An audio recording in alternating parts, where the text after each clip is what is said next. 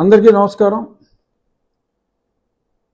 Sunil Kumar Naik 2005 IPS batch అతను మధ్యలో Andhra Pradesh క్యాడర్కి deputation మీద గత ప్రభుత్వం సమయంలో ఆయన ఇక్కడ పనిచేయడం జరిగింది. సిఐడిలో P V Sunil Kumar additional DG, అప్పుడు అతను ఎడిషనల్ డీజీ కింద ఈయన డిఐజీగా అప్పట్లో ఆయన పనిచేశారు. ఆ సమయంలో సరే పైవాడి సూచన మేరకు మరి సునీల్ కుమార్ గారి సొంత ఐడియాయో అతను నా మీద రాజద్రోహ నేరం చేయటం జరిగింది. అది అందరికీ తెలిసిందే. ఈ సునీల్ కుమార్ నాయక్, ఇద్దరు సునీల్ కుమార్లే, కన్ఫ్యూజను. ఒక అతను నాయక్, ఇంకో అతను ఉట్టి కుమార్. ఉట్టి కుమార్ ఎడిషనల్ డీజీ, సునీల్ కుమార్ నాయక్ అప్పట్లో డిఐజీ, ఇప్పుడు ఆయన ఐజీ అయ్యాట. సో సునీల్ కుమార్ నాయక్ సువోమోటోగా నేను చేస్తున్న చర్యలు చూసి మరి ఇది టీవీల్లో మాట్లాడటం, మా ప్రభుత్వానికి కొన్ని విలువైన సూచనలు చేయటం నచ్చక, దానివలన మరి ప్రజల్లో అలజడి వచ్చి అప్పటి రాజు అని ఫీల్ అవుతున్న వ్యక్తికి ద్రోహం చేస్తున్నాను అన్న భావన కలిగి ఎప్పుడో బ్రిటిష్ వారి చట్టంలో ఉన్న రాజద్రోహ నేరం అనే 124A అనే సెక్షన్ని తీసి సువోమోటోగా ఈ సునీల్ కుమార్ నాయక్ అతనే కేసు పెట్టి మరి ఇమీడియట్గా ముందు రోజే బళ్ళన్నీ రెడీ చేసుకుని మరి మే 14 ఉదయం 9ంటికి అతను కంప్లైంట్ ఇచ్చాడు. బట్ ముందు రోజే వెహికల్స్ అన్నీ మాట్లాడేసుకున్నారు. ఇవన్నీ విచారణలో తెలిసినాయి. ఆ వెహికల్స్ ఎప్పుడు బుక్ చేశారు, హైదరాబాద్ రావడానికి మనుషుల్ని ఎప్పుడు అలర్ట్ చేశారని. సో ఇదంతా ఒక ప్రీ ప్లాన్డ్ స్కెచ్. ఇద్దరు సునీల్ కుమార్లు ఇద్దరు ఇంకా పైవారి నాయకత్వంలో మరి బ్రహ్మాండమైన స్కెచ్ చేసుకుంటాం, నన్ను తీసుకెళ్ళటం, ఆ రోజు రాత్రి నన్ను దారుణంగా ఆ పుట్టినరోజు రాత్రి హింసించటం. అప్పుడు ఈ సునీల్ కుమార్ నాయక్ అన్న వ్యక్తి ఆ పక్క గదిలోనే ఉన్నాడంట. ఇవన్నీ కూడా 124 స్టేట్మెంట్లు ఇవన్నీ కూడా వచ్చినాయి. ఆ సునీల్ కుమార్ నాయక్ ఏమేమి మరి మాట్లాడాడు, తర్వాత సునీల్ కుమార్ నాయక్ అధికారులని ఎలా బెదిరించారు, ఇవన్నీ కూడా చాలా పోలీస్ స్టేట్మెంట్స్, ఇవన్నీ కూడా విచారణలో తెలిసినట్టుగా మరి కొన్ని కోర్టు డాక్యుమెంట్స్ పరిశీలనలో వెల్లడైంది. ఈ సునీల్ కుమార్ నాయక్ని మరి ఇన్వెస్టిగేషన్ అధికారి ఏఆర్ దామోదర్ ఐపీఎస్ గారు, అప్పటి ఒంగోలు ఎస్పీ గారు, ఇప్పుడు విజయనగరం ఎస్పీ గారు అప్పట్లో పిలిస్తే రాలేనని మొరాయించి, ఆ తర్వాత మళ్ళీ రమ్మంటే ఆయన బీహార్ కోర్టులో మరి ఆయన యాక్టివ్గా జ్యూరిస్డిక్షన్ లేదు. అతను అప్పుడు ఆంధ్రప్రదేశ్లో అధికారిగా పనిచేశాడు. క్రైమ్ జరిగింది ఆంధ్రప్రదేశ్లో. విచారణకు రమ్మంటే పోలీసు అధికారి అయ్యుండి మరి ఎలాగా వ్యవస్థల్ని ఆడుకుంటున్నారంటే మరి అతను అక్కడ స్టే సంపాదించగలిగాడు. ఏంట్రా అంటే పార్టీ కింద ఆంధ్రప్రదేశ్ ప్రభుత్వాన్ని వేస్తే అసలు జ్యూరిస్డిక్షనే లేదు కదరా అని వెంటనే కొట్టేస్తారని యూనియన్ ఆఫ్ ఇండియా హోమ్ మినిస్ట్రీని పార్టీ చేసి ఏదో మేనేజ్ చేశారు. ఒక స్టే తెచ్చుకున్నాడు, పిలిస్తే రాడు. సో ఇంకా దాన్ని మరి ఆంధ్రప్రదేశ్ ప్రభుత్వం కౌంటర్ వేసింది. వాళ్ళు జ్యూరిస్డిక్షన్ లేదు అన్న పాయింట్ మాట్లాడలేదు గట్టిగా. నేను ఇంప్లీడ్ అయ్యి జ్యూరిస్డిక్షన్ లేదు అన్న పాయింట్ చెప్తూ ఈరోజు అది విచారణకు వచ్చింది. ఈరోజు విచారణలో ఇప్పుడు ఆంధ్రప్రదేశ్ ప్రభుత్వం సునీల్ కుమార్ నాయక్ అన్న వ్యక్తిని కూడా ఎక్యూజ్డ్గా, ఎందుకంటే చాలా సాక్ష్యాధారాలు, బలమైన సాక్ష్యాధారాలు అన్నీ వచ్చినాయి కాబట్టి అతన్ని కూడా మేము ఎక్యూజ్డ్గా చేశాము అని కోర్టులో ఈరోజు తెలియచేయటం జరిగింది. జ్యూరిస్డిక్షన్ లేనందుకే కొట్టేయాలి ఆ కేసు, అది మేము ఆర్గ్యుమెంట్ చేశాం. దానికి తోడు ఇప్పుడు ఎప్పుడైతే అక్యూజ్డ్ అన్నారో ఇంకా అసలు డిస్కషనే లేదు, ఆపడానికి కూడా లేదు విచారణ. సో కాబట్టి అక్యూజ్డ్ అని మీరు ఇప్పుడు చెప్పిన దానికి సంబంధిత లోకల్ కోర్టులో వేసిన మెమో అన్నీ కూడా ఫైల్ చేయండి అని డిసెంబర్ 5వ తారీఖుకి తదుపరి విచారణని వాయిదా వేయటం జరిగింది. Arguments more or less over. ఖచ్చితంగా మా సీనియర్ న్యాయవాది నాకు చెప్పిన దాని ప్రకారం డిసెంబర్ 5న ఆల్రెడీ అక్యూజ్డ్ కాబట్టి dismissed as withdrawn, he has to withdraw or otherwise there is no jurisdiction కాబట్టి మరి అతను ఇక్కడికి రావాల్సి వస్తుంది.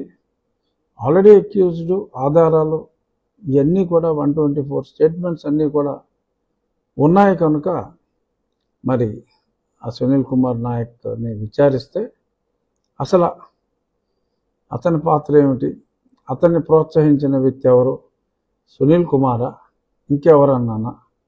ఇక్కడ చాలామందికి ఆశ్చర్యకరమైన విషయం, నాకు కూడా ఎంతో సంభ్రమాశ్చర్యాలకు గురి చేసిన విషయం ఏంటంటే A1గా పేర్కొన్న పివి సునీల్ కుమార్ని ఇప్పటి వరకు విచారణకే పిలవకపోవటం. అతను వేరే ఏసీబీ కేసులో ఏదో అమౌంట్ ఏసీబీ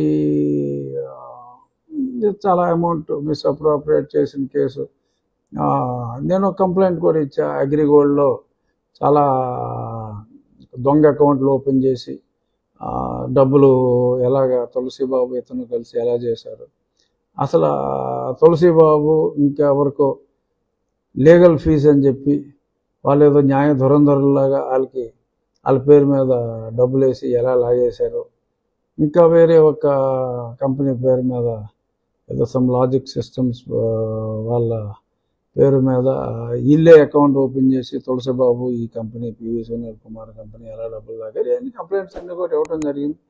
అది కూడా విచారణ అతను సాగుతున్నట్టుగా ఉంది. ఇక్కడ ఇప్పటి వరకు మరి పివి సునీల్ కుమార్ గారిని పిలవలేదు కనీసం విచారణకి. మేబీ సునీల్ కుమార్ నాయక్ గారిని విచారించేకే ఇప్పుడు అక్యూజ్డ్ చేశారు కాబట్టి ఆయన్ని పిలుద్దామని ఏమన్నా అనుకుంటున్నారా? బట్ పిలవాలి. A4ని వీళ్ళందరినీ కూడా మరి పిలిచినప్పుడు మరి ఇతన్ని ఇప్పుడు దాకా పిలవకపోవడం అనేది ఆశ్చర్యకరం. ఈలోపు ఆయనకు ఒక సంస్థ ఎయిమ్ అని ఒక సంస్థ ఉంది. దాంతో ఆయన వెహికల్స్ మీద ఇష్టం వచ్చినట్టు తిరుగుతూ ఉంటారు. ప్రభుత్వ ఆఫీసుల్లో వాళ్ళ మనుషులు ఉంటారు. రైట్ టు ఇన్ఫర్మేషన్ అని చెప్పి ఏదో తీసుకుని ప్రభుత్వం మీద కామెంట్లు పెడుతూ ఉంటారు. సో దానికి ఏదో ఓకే ఏదో సస్పెన్షన్లో పెట్టామని సకల రాజభోగాలు ఆయన అనుభవిస్తూ ఉంటాడు. హైదరాబాద్లో ఉన్న 2 గోల్ఫ్ కోర్సుల్లో ఆయన గోల్ఫ్ ఆడుకుంటూ ఉంటాడు. చాలా అక్కడికి వచ్చి సంతకం పెట్టమని ఆయన అందరిలాగా సంతకం పెట్టడం, ఈయన రూటే వేరు, పిలవరు. నా వెనకాల చాలామంది ఉన్నారంటారు. పొలిటికల్ పార్టీలకు కూడా ఆయన ప్రలోభ పెడతా ఉంటాడు. నా వెనకాల ఉన్న సైన్యం జగన్మోహన్ రెడ్డికి కాకుండా బహుశా మీ ప్రభుత్వానికి సపోర్ట్ చేస్తున్నామని మా ప్రభుత్వంలో ఎవరికైనా ఆయన చెప్తున్నాడేమో అన్న డౌట్లు కూడా మరి చాలామంది ప్రజలు మాట్లాడుకుంటున్నారు. అది నిజమో కాదో పాలకులకు తెలియాలి, ప్రజలకు తెలుసుకోవాలి. మరి ఏమిటో కారణం ఏమైనా కానీ ఇప్పటి వరకు పివి సునీల్ కుమార్ని పిలవలేదు.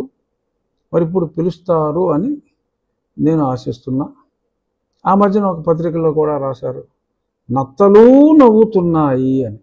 ఏమిటి ఈ కేసులో ఉన్న వేగం చూసి? ఎందుకు వేగంగా మిగిలిన వారి విషయంలో వెళ్ళింది, సునీల్ నాయక్ మీద కూడా అక్కడ కేసు వేశారు, ఏదన్నా జరుగుతుంది.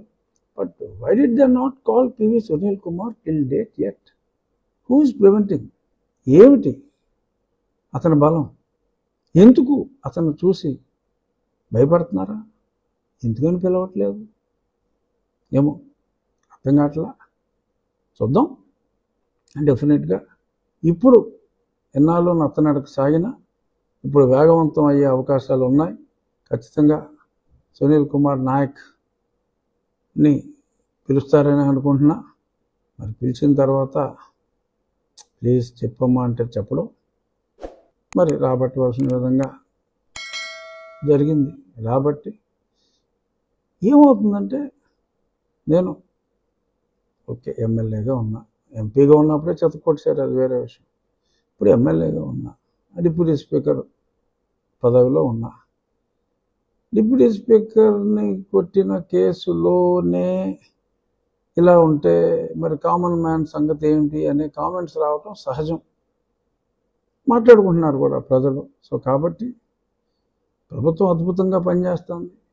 బట్ ఇటువంటి విషయాల్లో అలసత్వం ఉంటే అది సమంజసం కూడా కాదు. కనుక మరి తప్పకుండా ఈ కేసు వేగవంతంగా విచారిస్తారని, అతని మీద ఉన్న ఏసీబీ కేసులు కూడా సీరియస్గా పట్టించుకుంటారని, ఏమో మార్కెట్లో మాట్లాడుకుంటున్నారు, క్లీన్ చిట్ ఇచ్చేస్తారు, అతని సైన్యాన్ని బల ప్రదర్శన, రాబర్ట్ క్లైవ్ తిప్పిన సైన్యాన్ని చుట్టూ తిప్పి సురాజ్ ఉద్దౌలాన్ని ఎలా భయపెట్టాడో ఆ రోజుల్లో బెంగాల్లో, మరి అలాగా మరి ఈయన ఉన్న 10 మందినే పెద్ద సైన్యంలాగా చూపెట్టి భయపెట్టేస్తున్నాడా ఏమో తెలియదు ఈ అభినవ్ రాబర్ట్ క్లైవ్.